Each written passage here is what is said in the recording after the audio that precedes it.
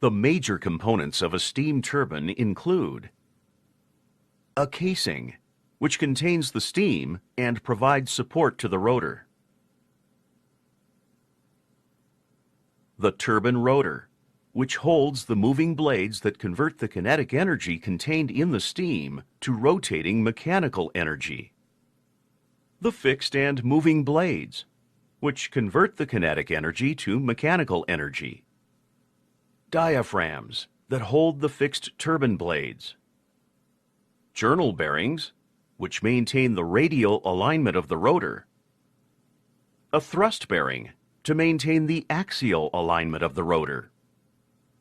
Shaft seals to contain the steam in the casing and keep any air out of the condensing unit.